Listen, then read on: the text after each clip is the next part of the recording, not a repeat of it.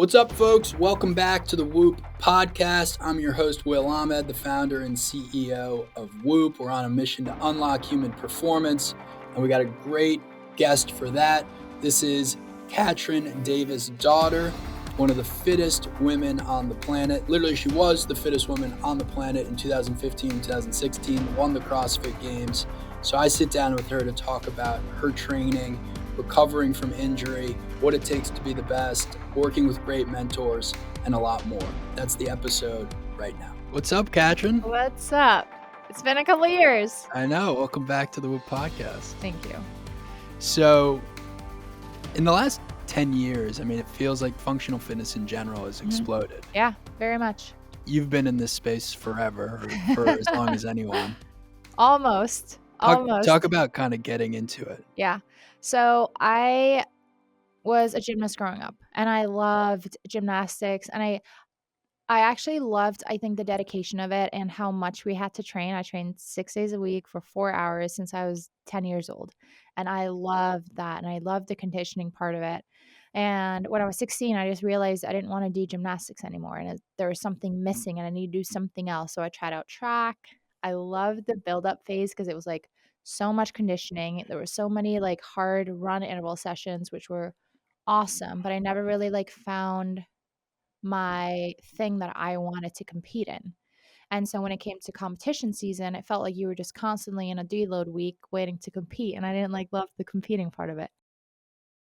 I felt like a little bit lost. I tried gymnastics again, and summer of 2011, I was 18, and Annie Thorisdottir wins the CrossFit Games, and she's a fellow Icelander. It blew up CrossFit in Iceland. It was all over the news, all over the media. They are showing clips from her at the CrossFit Games and winning.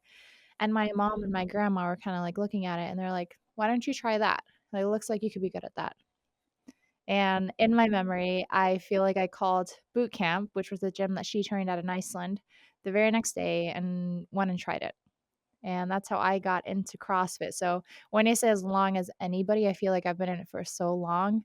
But the fact that Annie is still in it and she had already won the games. Yeah. And she's now my best friend in the entire universe. Isn't that cool? It's so cool. I think back at looking at her win the CrossFit Games and wanting to just do what she did. And I still remember the time when she went on a little tour. I forget where they even went. It was a world tour with Reebok at the time after the game. So she wasn't in Iceland for a couple of months. But I remember when she came back, and she was also a coach at boot camp, and she coached one of the classes that I was at, and her just saying she was like, whoa, good job, Katrin. And I just remember how I was like, whoa, Annie knows my name. I looked up to her so much. I so wanted to do what she did. And then the fact that we now get to walk this journey together, share similar experiences, and we really have walked such a parallel path, but she's 4 years older than me. So she grew up 10 minutes from me and in one town over. She had the same gymnastics coaches growing up, but she was 4 years ahead. So I felt like I was very much, she started track after her gymnastics. She started boot camp after track and then got it. And so it was we've always walked same path, but her ahead of me. And I love that our paths have now crossed and we get to do this together and go through. It's a hard sport. It's so rewarding, but it's also so hard. And the fact that we have each other to lean on and do this with is amazing.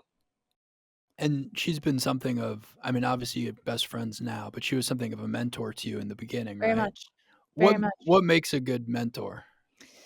I think having genuine care. I think she saw something in me, and I think I reminded her of herself when she started. And still to this day, she's very good at this. She sees if there's anybody in the gym that she sees potential in and sees genuine interest and work ethic, she invites them to come train with them, her and Frederick. And that's what she did for me. And yeah, she's since told me this, but it's she just noticed that, I reminded her of herself. And then the fact that, like, I love training. I love giving everything that I have. I will always, like, I'll leave everything out on the floor, and no matter what the challenge is, like, that's just I can take a loss. Like, I can take a 2nd place or a loss as long as it was a tight competition, I was in it. I just love a competition, and the fact that, like, she allowed me to just constantly I had no chance of ever beating her at the beginning. I was just chasing her, but I tried as hard as I could, and I loved it, and I think she really loved that too, to get to do that with somebody and somebody who was just trying as hard as they could. And you win the CrossFit Games in just 2015, 2016, so that was only 4 years Yeah, after getting into it. yeah. Fittest woman in the world. Yeah, I mean, the sport is so young. There's no way anybody would do that now, but Yeah. yeah. So what were those 4 years or so like going from cold start to being the best at it? Looking back, like, I genuinely like I said, I just went as hard as I could, and I loved the training, and I was good at it very fast, which I think can be good and bad.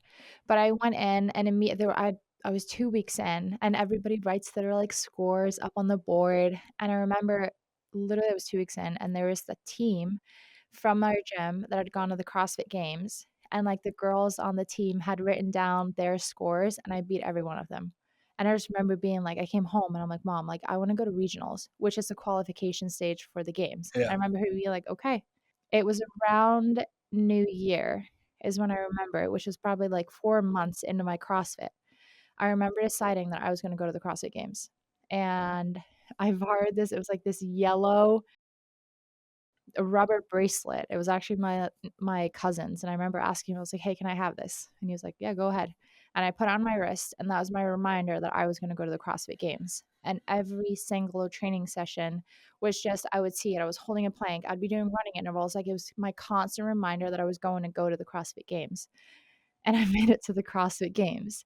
And so that regionals, it was really like it was me and Annie. And I was constant there were 6 events. Annie won 5 of them, I won 1.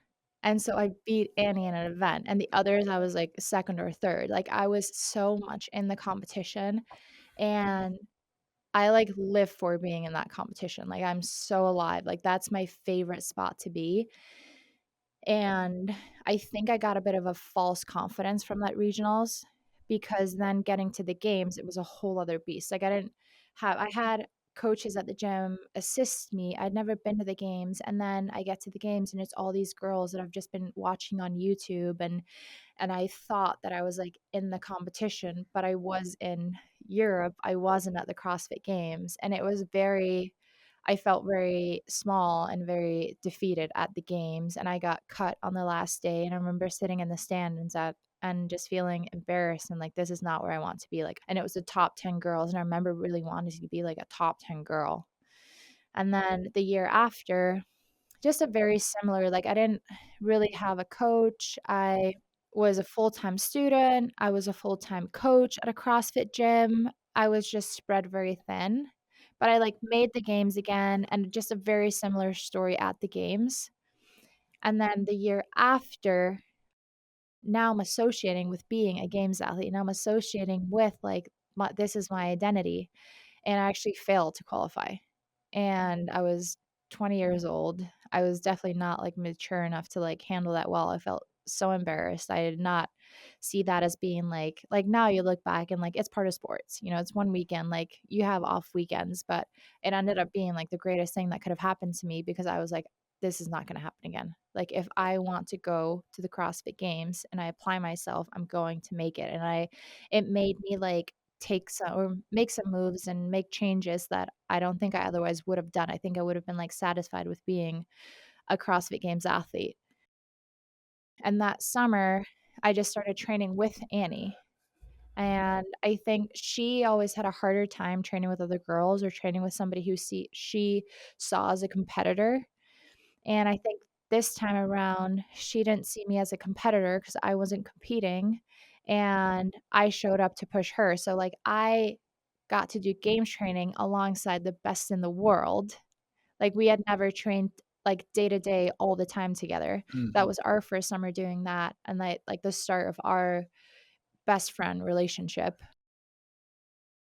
And then after the games, I'd gone, like, to a training camp with CF&E, and Ben Bergeron was the head coach. He had 4 athletes. He always had a great team at the games, and I just loved that environment, and I remember all of his athletes always being like, "He doesn't take on any more athletes. He doesn't take on any more athletes." And I just remember this one day, I was like, "Well, I don't have a coach now. If I walk in and he says no, I just still won't have a coach. Sure, right. So might as well ask." So I went in and he said he would think about it, and finally got a yes, and I think that was the greatest thing that, like, I could have done for myself, and I ended up moving to Boston at the start of 2015, and I think, like, not making the games also just took so much pressure off of me, like, all I started reading sports psychology books, I got a coach, I started training with that team, and I remember one of the things from, like, a sports psychology book that I read, like, it just sits with me still, it was just like, "Get my gold."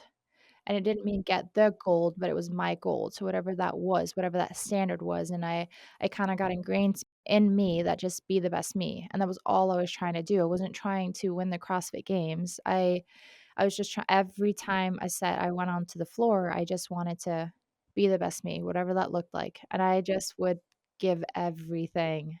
And suddenly, the Saturday on the 2015 games, I it was the first time it ever occurred to me. I was like, "Holy smokes."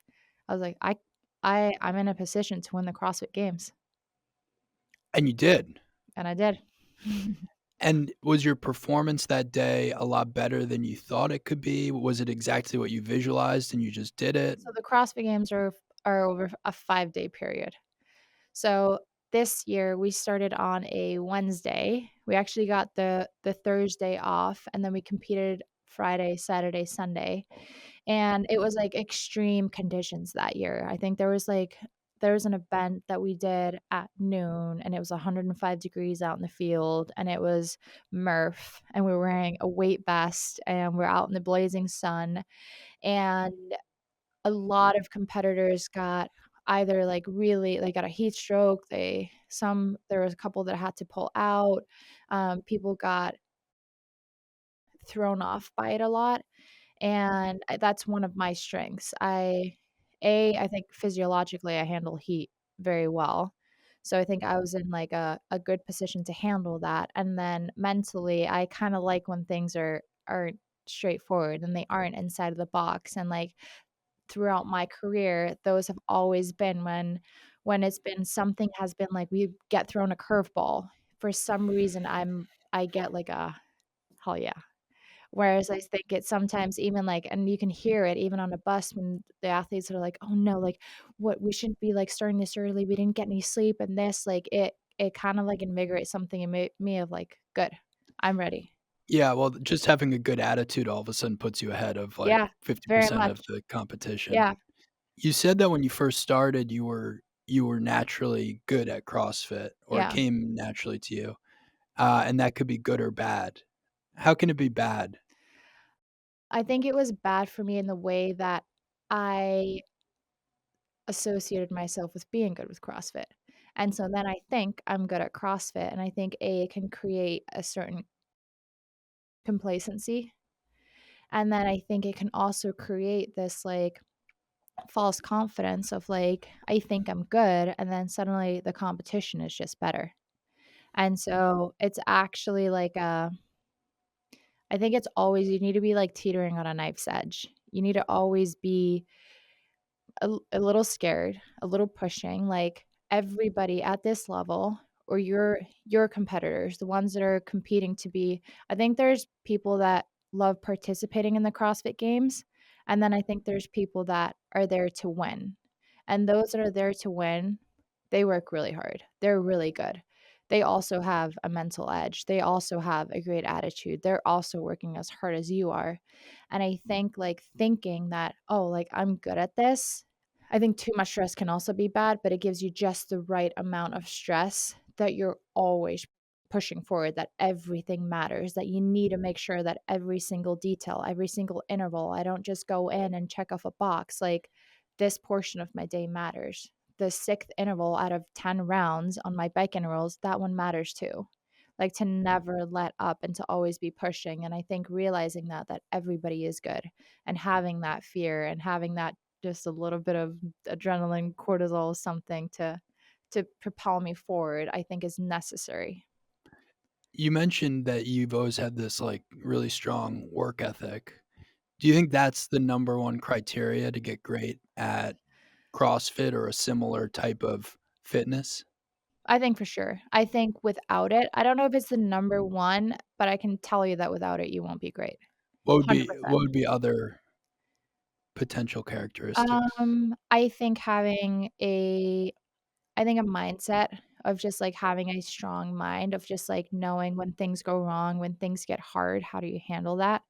And kind of, like, knowing to brace for them and expecting them. So I think a mix of a work ethic, a strong mind, and an intelligent mind. I think that's probably something that's also been my downfall. I rely on my work ethic. I rely on the fact that I can do more, that I want to do more, and I love doing more. And I think throughout my career, and even in the fact of, like, getting older, I think that, like, it would have been very good for me to start relying on my wits more and to train smarter and rely on experience, but because I draw a lot of confidence from the work that I put in and the amount of work that I put in, and when I'm 22 years old with a rubber body, and if I blow my back out, it's gonna be fine next week, like, I bounce back so fast, and I think I won on a 22 and a 23-year-old body, and so even just, like, last year, like, I worked myself to the ground, and that's how I feel confident, like, even if I'm really, really fit, it's really hard for me to tell myself that and believe that if I haven't put in what I believe is an insane amount of work, and so I think for me, adding in a little bit more of, like, just trusting a smart training approach also could have benefited me, but I love relying on my hard work, so I think those strong mind, intelligent mind, and a work ethic will get you very far in CrossFit and probably life in Probably general. life in general. Yeah. How long you been on Whoop now? 2017, summer of 2017. Wow, so Yeah, you're like OG Whoop. OG. And how have you used it? So, I have had to learn so at the start, you get a score every day, a recovery score, and, green days, you're like, "Woo, it's gonna be an amazing day," and red days, you're like, "Oh, no." And I've had to learn I honestly do not get a lot of red days. Like, red days are actually very telling to me about I'm probably getting sick or it's been after a red-eye flight. Well, you actually shared your data with us, so I can interject here for a second.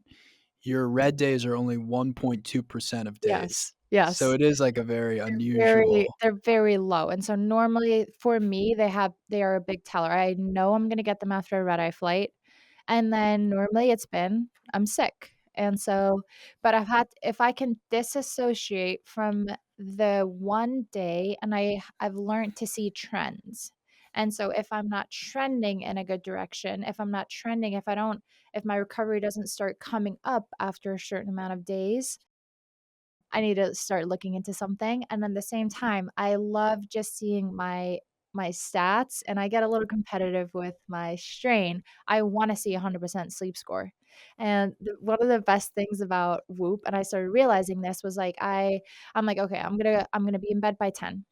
And then, at 9:45, you start getting ready, you start brushing your teeth, you go in, you set your alarm, you charge your phone, and suddenly, like, you fell asleep at 10:31 PM. You're like, "No!" Yeah, Like, right. Whoop doesn't lie, and Whoop tells me exactly, like, how many hours I got, and I just feel like it's my accountability buddy. It's definitely that. You've got, some amazing statistics. So, resting heart rate 49 Is that from the past 30 days? the past 90 days. Past 90 days, okay. I had surgery 5 weeks ago now, Okay. and I would like to talk to you about this. My resting heart rate jumped. It was like 20 beats at the start. I know because my body was just trying to, like, work through something, or so it's normally lower. I'm proud of my low resting heart So you're rate. normally even in the lower 40s. Yes. Well, 49 is in the top 5% of all women on Whoop, so that's really good. Thank you very much. And sounds like it's normally better. What's up, folks? If you are enjoying this podcast or if you care about health, performance, fitness, you may really enjoy getting a Whoop. That's right. You can check out Whoop at whoop.com. It measures everything around sleep, recovery, strain, and you can now sign up for free for 30 days. So you'll literally get the high performance wearable in the mail for free. You get to try it for 30 days, see whether you want to be a member. And that is just at whoop.com. Back to the guests.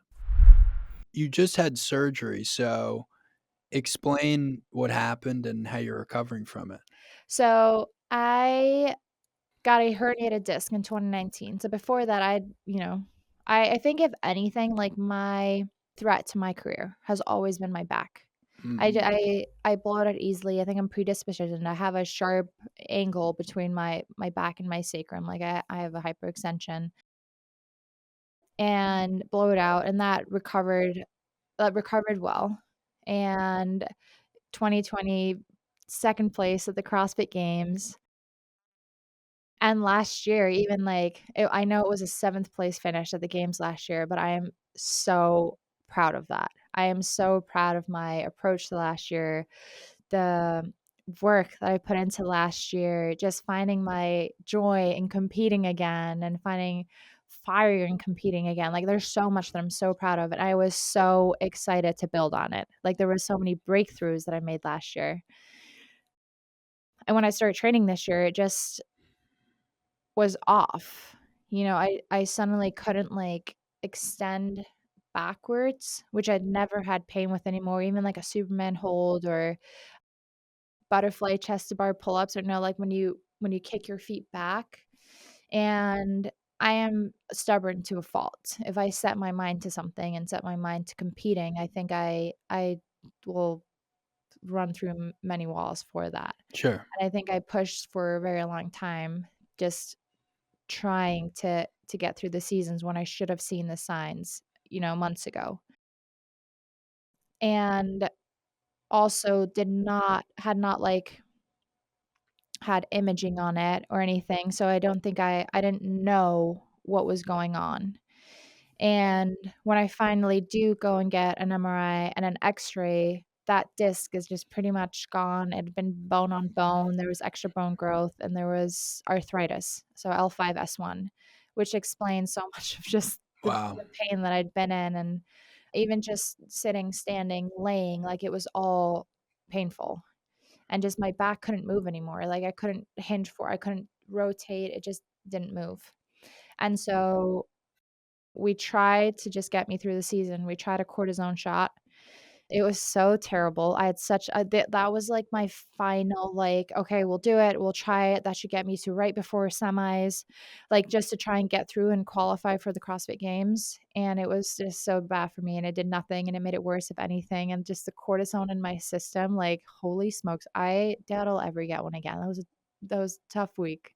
What did it do? I just felt like I'm a very, like, I have a very even temper, and I really like having an even temper, like, I like having my temper under control, and I was so aggravated, even just, like, for some I feel so bad about it. My little pup, my little baby, my Palm, he was frustrating me. I like, just feeling things, like, I was so frustrated, I had 0 patience, like, I was just angry that week, which I think Wow. is just, Yeah. like, it's cortisone in your system. Severe headaches, like, my back didn't get any better, which is what I was hoping for, and so when I went back to see the doctor, told him that it didn't do anything and my back was worse, if anything, and he was like, "Well, it's very telling to me. It's not the joint, it's disc." So this was before the imaging. Hmm. We get the imaging done, and it was correct, and he was, very confident. He was like, "I can help you. I can get you out of this," and I felt I would have flown anywhere. Like, this is my back, and my body has been my livelihood, and I would have flown anywhere in the world to get the best surgeon, and he was the local one in Coeur d'Alene, and he just felt like he had so much confidence. I believed that he could help me, and he also, like, his bread and butter is going in from the back, and he knows the nerves, he go in from the back, like, And for me, he was like, I like to do it differently for you. You know, he wanted to go in through my front so that he didn't touch my back. He Hmm. didn't cut through any of my back muscles. My back anatomy is completely fine. Go in from the front, which essentially is in the short term a much harder surgery. There's just a higher risk for any kind of complications. Hmm. But because I was otherwise so healthy, he was like, I have no doubts about it that you can do it. We can insert a bigger cage. They took the disc out, inserted a cage, cadaver bone around, inserted a plate with screws in the front, and then closed me back up. And so that was, yeah, 4.5 weeks ago now. Well, you seem like you're in I'm great doing shape and spirits. That's not I'm that doing long really ago. well. Yeah, I'm doing so well. I don't think I knew at all what to expect. Like even like what kind of pain I would be in after the surgery or what. I've never had surgery. I've Mm. and it's my first surgery and first major surgery. And immediately the day after, my back pain was gone.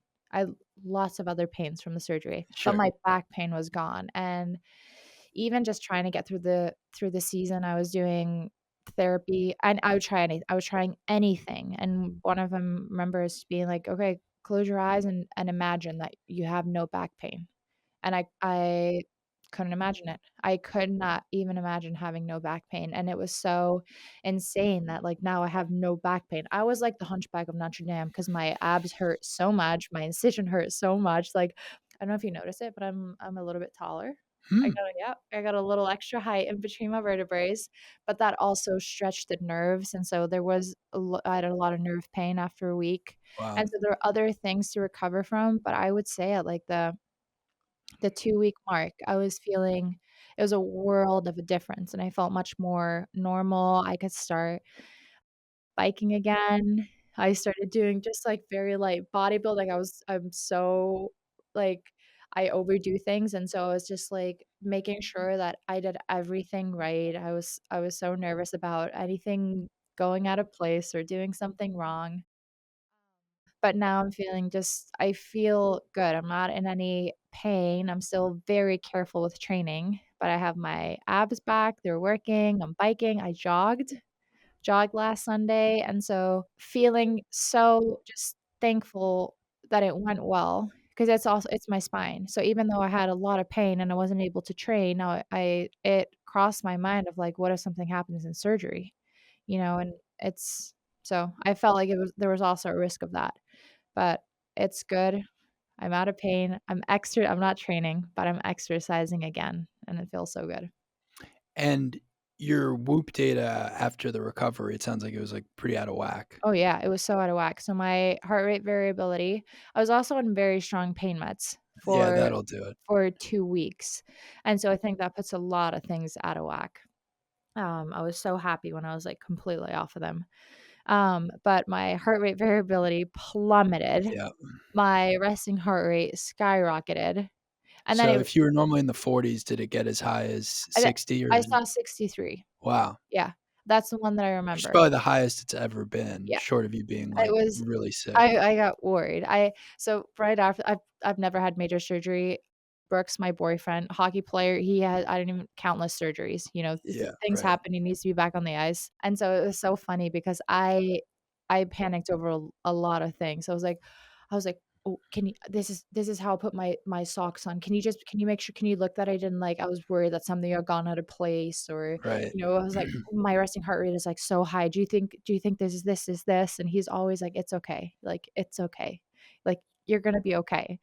And I feel like I've now reached that point, but it's just been funny that, like, I I worried about it, and now it's coming back down slowly but surely.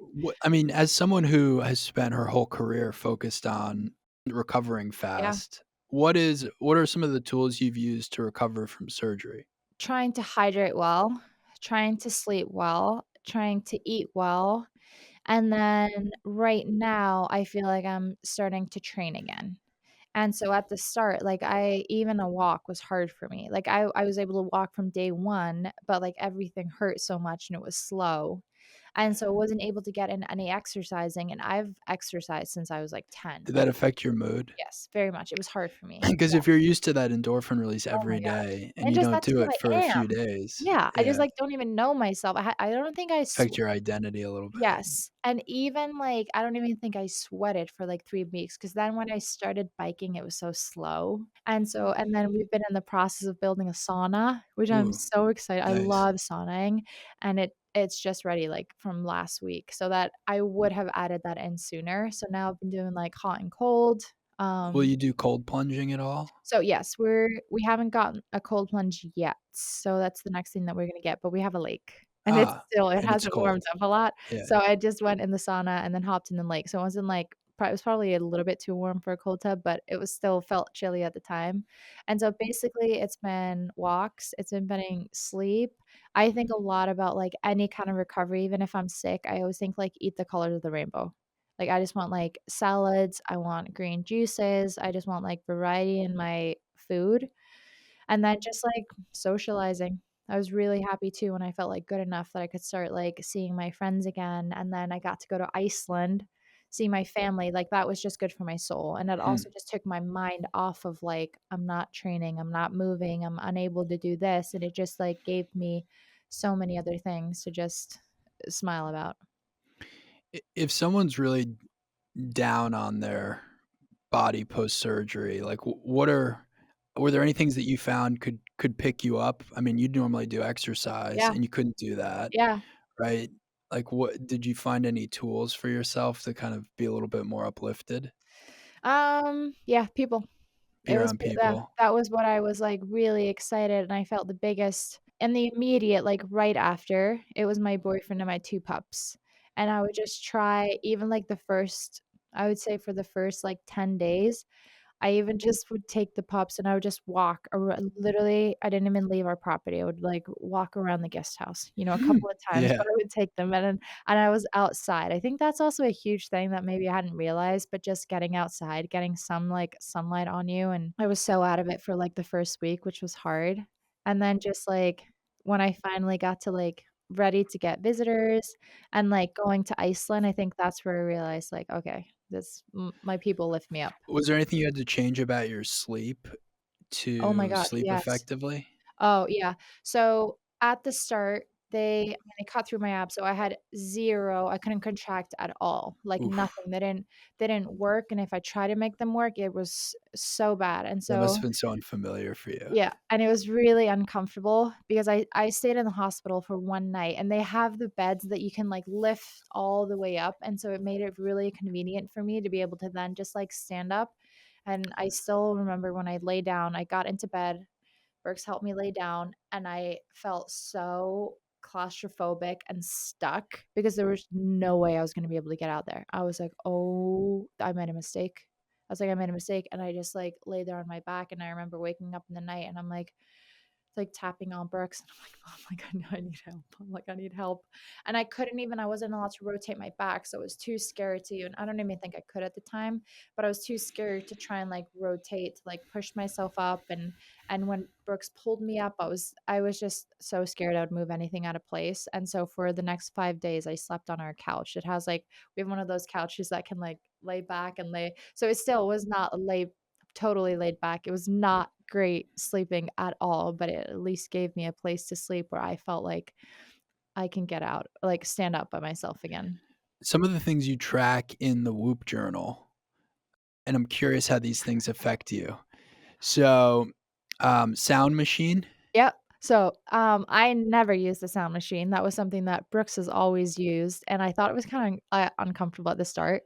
Like, I still remember when he first turned on the sound machine, and it sounded like a broken radio, and I was like, "Is he kidding?" And now I actually really like it. I sleep really well with it, and silence sounds kinda loud to me now. Interesting, Yeah, that's trippy. Silence sounds kinda loud. And you find it's improved your sleep. yeah.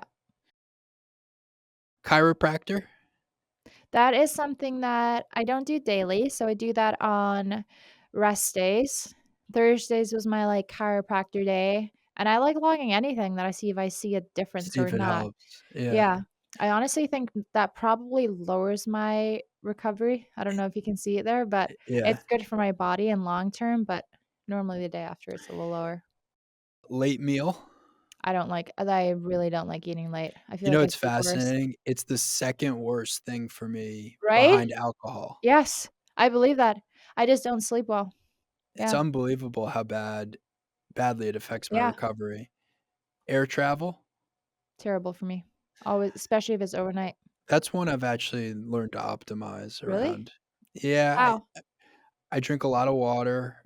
I don't eat on flights. Don't eat at all? What No. about long flights, and why not?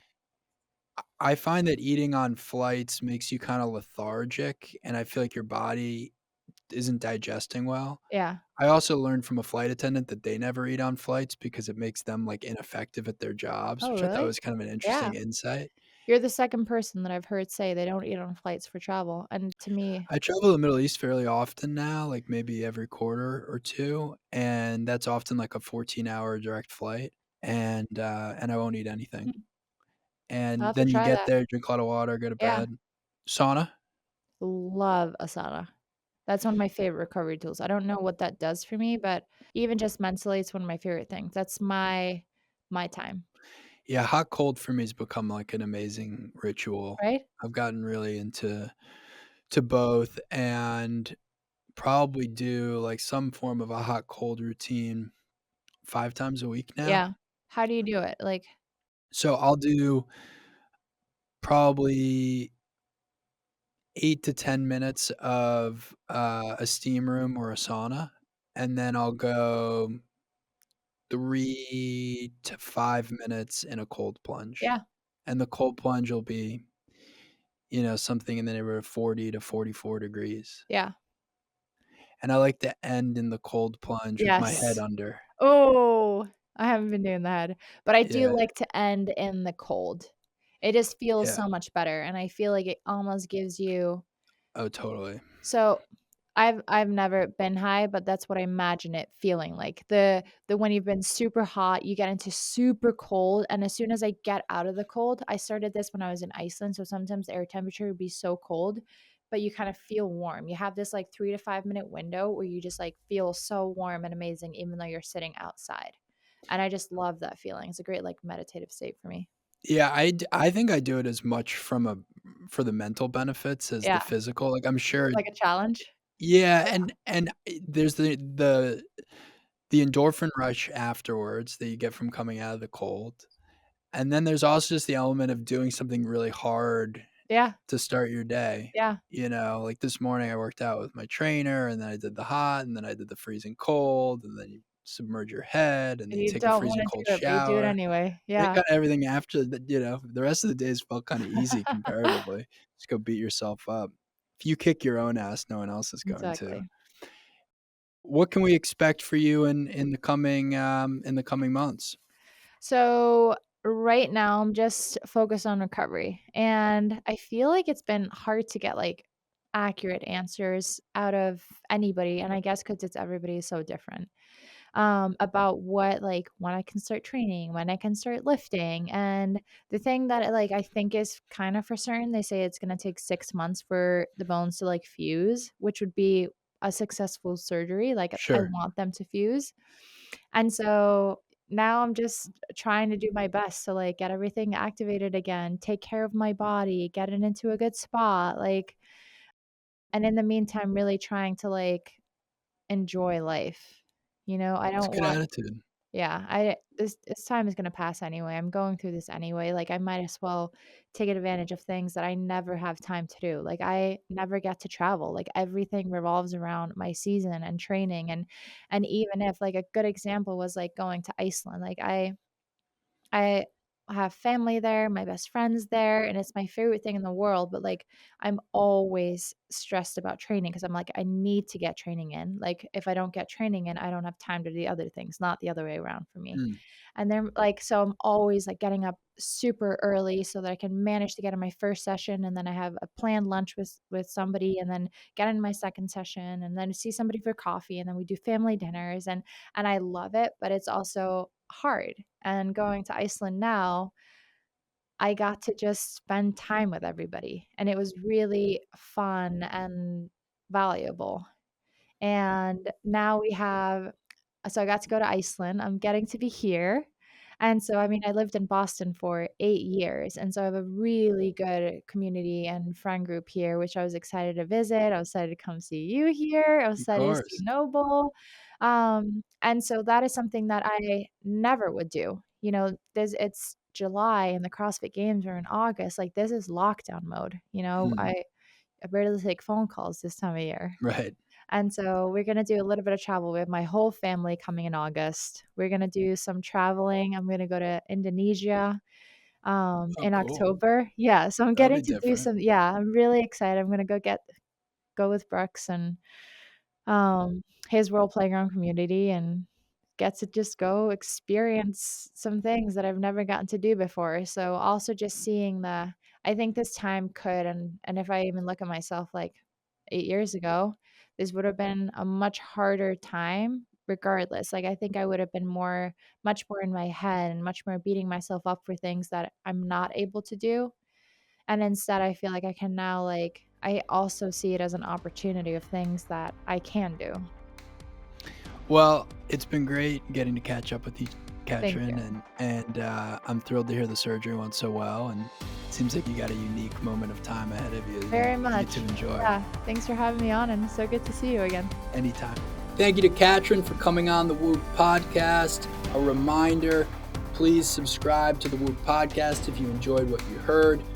You can check us out on social at Whoop, at Will Ahmed, and go to whoop.com if you want to learn more about the product and sign up for a free trial.